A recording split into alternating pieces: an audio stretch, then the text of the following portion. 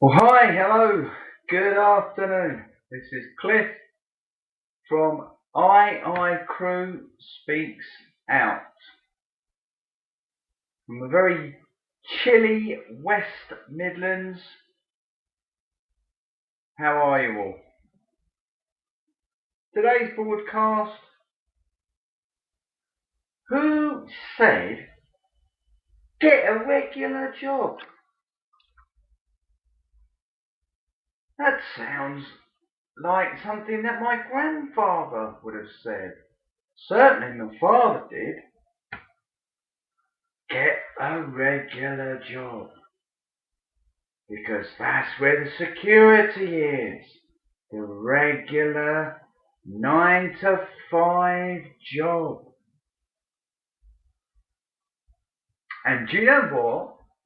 My granddad and my father, they were right. They were 100% on the money correct.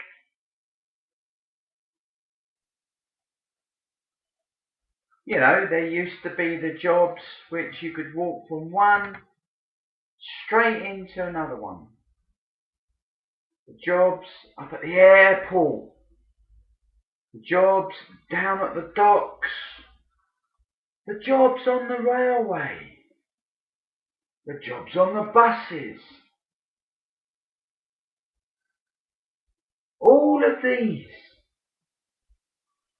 were good jobs here in the UK for the working man. But now they've gone. They've been trashed, shot away completely.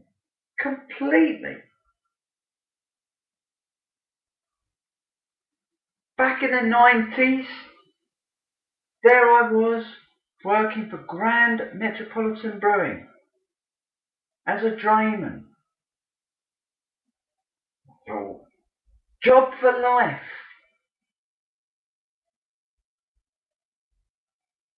Mortgage, running 2 cars. Then redundancy hit. And hitting hard. Unfortunately, I was based up at the Isleworth in Middlesex site, and unfortunately I say, I used to know an engineer, and because of the redundancy, it was a compulsory shutting down the site. They've now knocked it down, and it's a big private housing complex now. But because of the redundancy, this guy, it hit him hard. It hit everybody hard, but in specific ways differently. And it hit this guy hard. And his marriage broke up. Home went.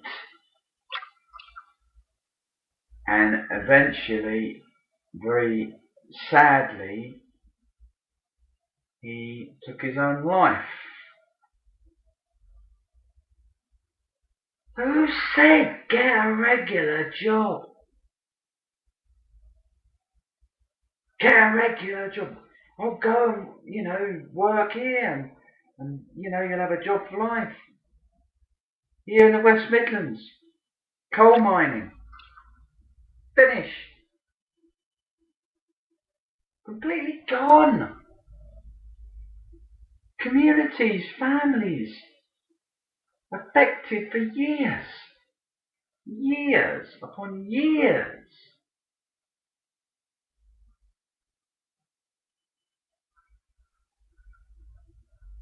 Where do you get a good job? Where do you get that good, regular job? They say Jaguar are recruiting. And good for them. But you get any of these really good jobs and you will get fierce competition. Fierce competition. How do I know? Because that's what I've had before now in the past. I will not mention the company's names, but one company, it was for a management position, and I saw, when I was living in London, an advertisement in the Metro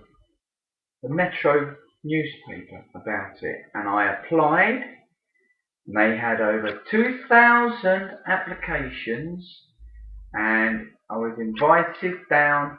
There was 24 of us applications. In the last final stage, I was invited down for final day assessment, and I narrowly missed out.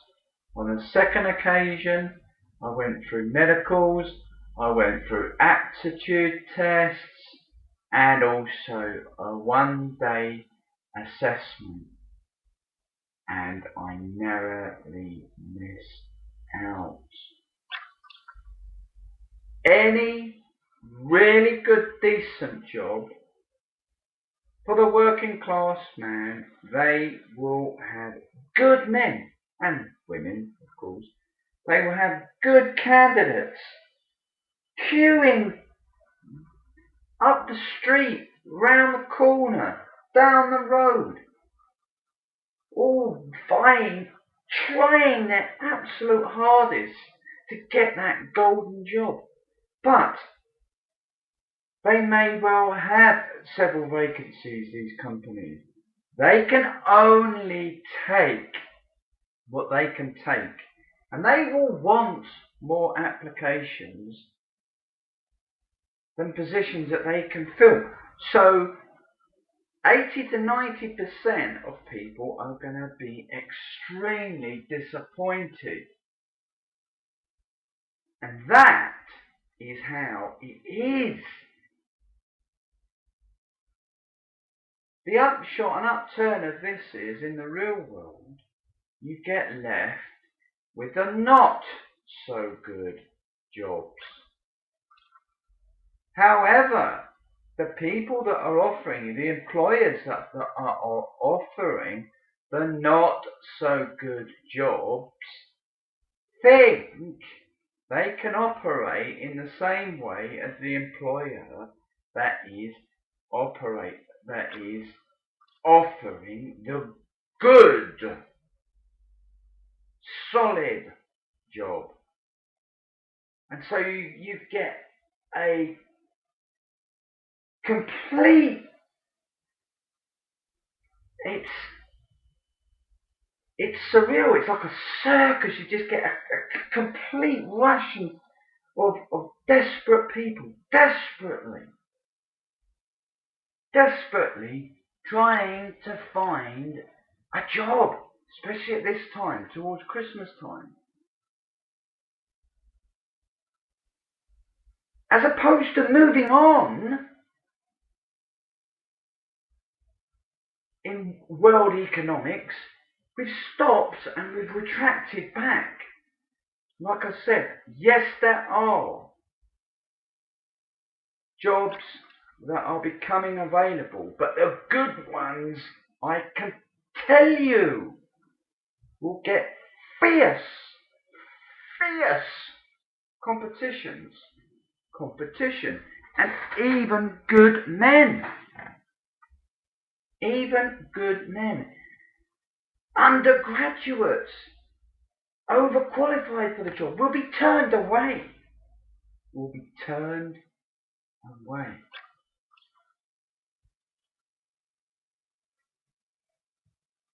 Who said get a regular job? I know. I'll go and get a trade. That's what I'll do. I'll go and join the armed forces, and I'll go and do an engineering course, and I'll come out and I will bang straight in to work with Rolls-Royce. Yeah. Shine on, Harvey Moon. Think on, Walter Mitty, because that ain't gonna happen. Or you're gonna come in to a trade like a plumber, a carpenter, or a general builder, plasterer, car mechanic.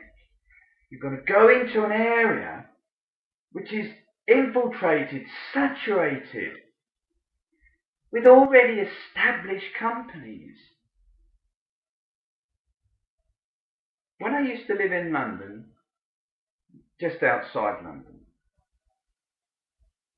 I could tell you that on a Friday evening, a particular public house, was absolutely jam-packed. Specifically on a summer's, July hot summer's evening, jam-packed of builders, general builders, some better than others, roofers, bricklayers, all vying for jobs from different people, all keeping their ears to the ground, listening out for the next job to come up. But if you're having an extension built, for example, you take on only one, don't you? Bricklayers might be a little bit different. But you just need one plumber. You need to take on one plumbing company, one painting and decorating company, one carpentry company. And again, the same thing happens. Competition. And some are going to get the work and some aren't.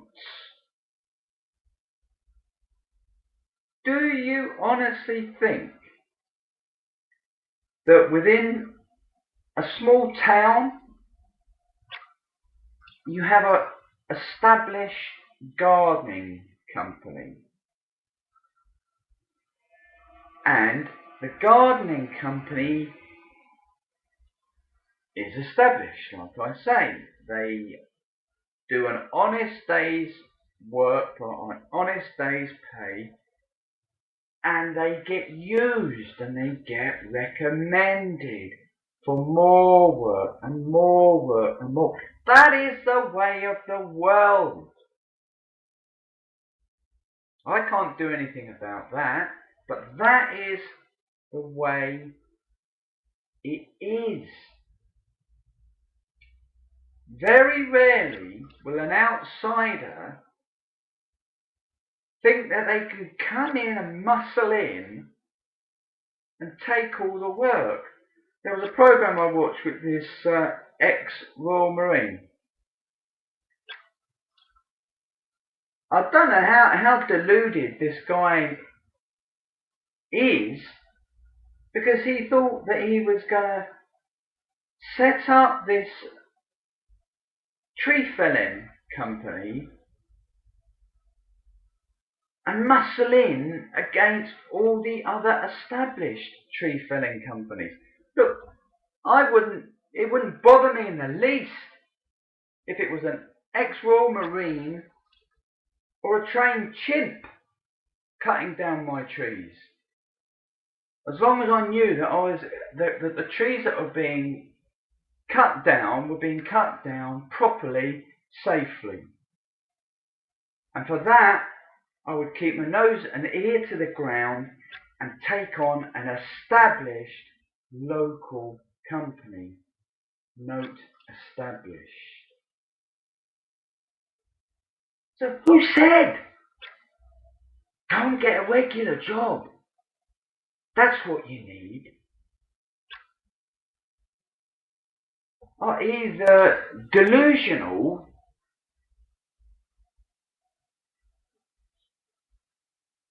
or they're just having a bit of a chuckle about the whole thing and set of affairs.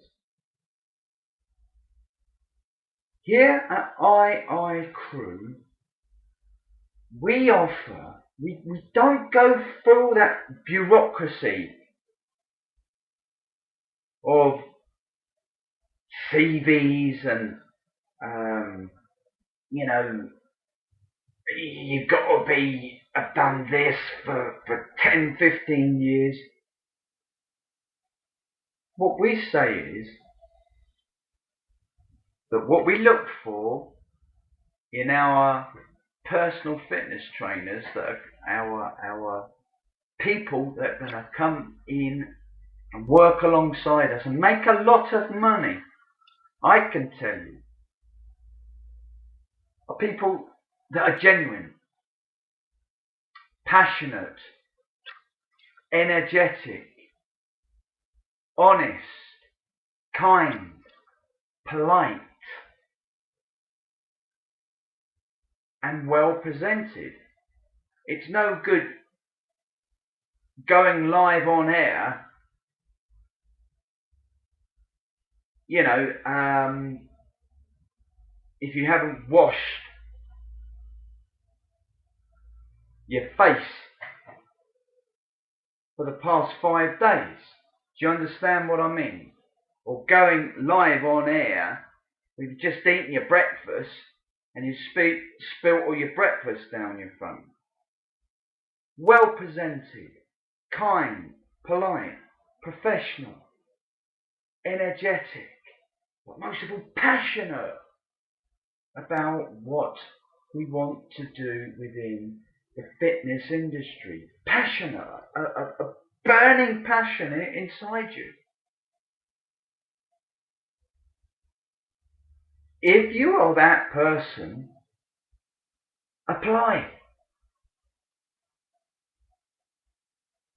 Pick up the phone. Ring me. Email me. But apply.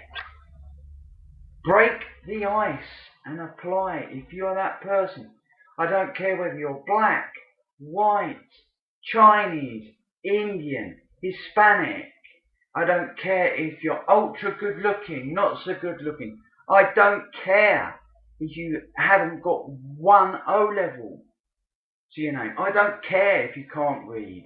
I don't care if you can't write. I don't care if you've got a past.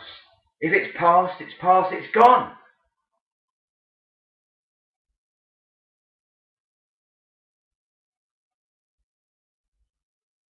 Do you see what I'm saying? We here at II Crew do things the good old-fashioned way.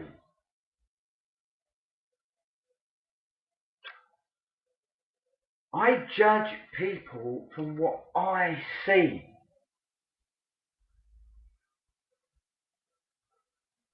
It doesn't matter if you're a little bit,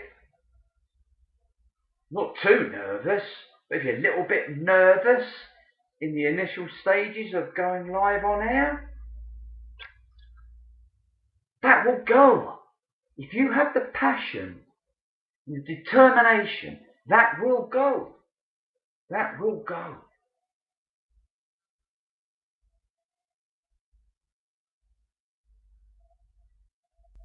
We don't have to take on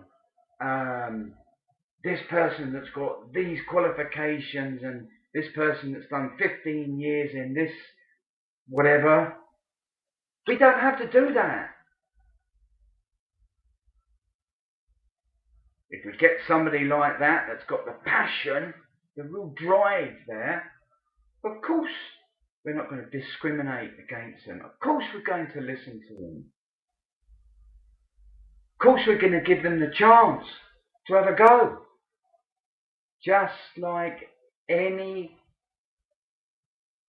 else of you that are listening to this that think, there's no way I could do that.